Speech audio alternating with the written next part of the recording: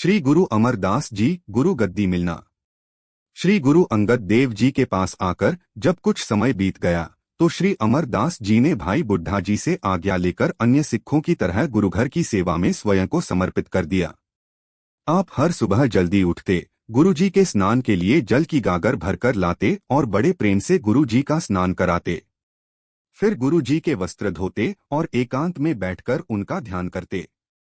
ध्यान समाप्त होने के बाद आप लंगर के लिए पानी लाते, वहां झाड़ू लगाते और बर्तन मांजते। सेवा में इतने तल्लीन रहते कि आपको न खाने की चिंता होती न पहनावे की, सब कुछ गुरु भक्ति में लीन था।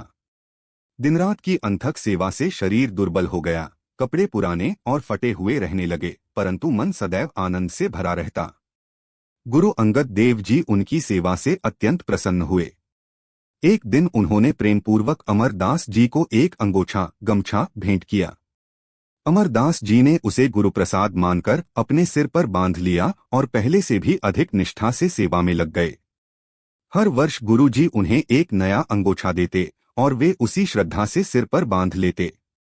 इस प्रकार 11 वर्ष बीत गए। सिर पर बंधे अंगोछों का एक गठरी सा बोझ बन गया, किंतु सेवा की भावना में कोई कमी नहीं आई। एक दिन प्रातःकाल जब अमरदास जी गुरु जी के स्नान के लिए जल की गागर सिर पर उठाए आ रहे थे तो रास्ते में एक जुलाहे की खड्डी चरखा के खूंटे से उनका पैर टकरा गया और वे गिर पड़े। गिरने की आवाज सुनकर जुलाहा अपनी पत्नी से बोला, देखो बाहर कौन है। पत्नी ने कहा, इस समय और कौन होगा, वही अमरूघर ही, जो रात दिन साधुओं का पानी ढोता फिरता है।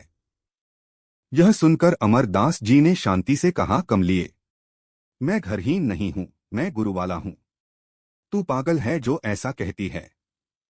अमरदास जी के वचन की प्रभाव शक्ति से वह स्त्री सचमुच पागल सी हो गई। जब यह बात गुरु अंगद देव जी तक पहुंची तो उन्होंने दोनों को अपने पास बुलाया और पूरी घटना पूछी। जुलाहे ने सब सच सच कह सुनाया और विनती की, गुरुजी, यह सब अमरदास जी के वचन से हुआ है। कृपा करिए मेरी पत्नी को स्वस्थ कर दीजिए, नहीं तो मेरा घर उजड़ जाएगा। गुरु अंगद देव जी ने करुणा से कहा।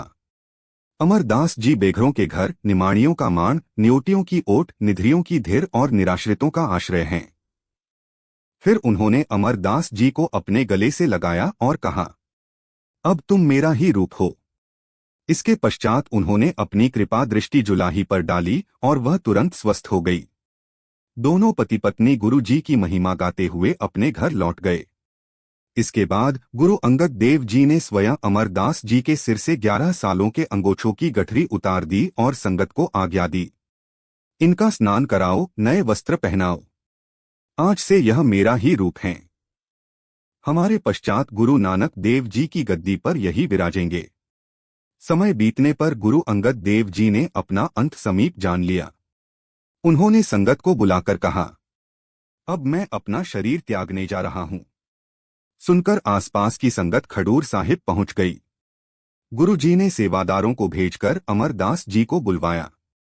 जब वे पहुंचे, गुरु जी ने आज्ञा दी, इनका स्नान कराओ, नए वस्त्र पहनाओ और फिर इन्हें हमारे पास ले आओ।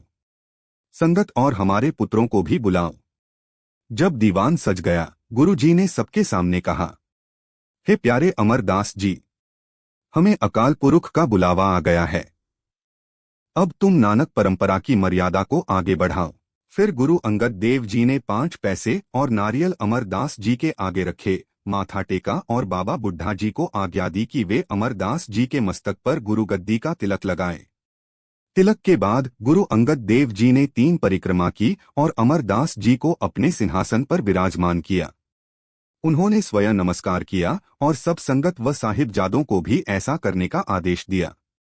गुरु जी ने कहा, अब यह मेरा रूप है, मेरे और इनके बीच कोई भेद नहीं।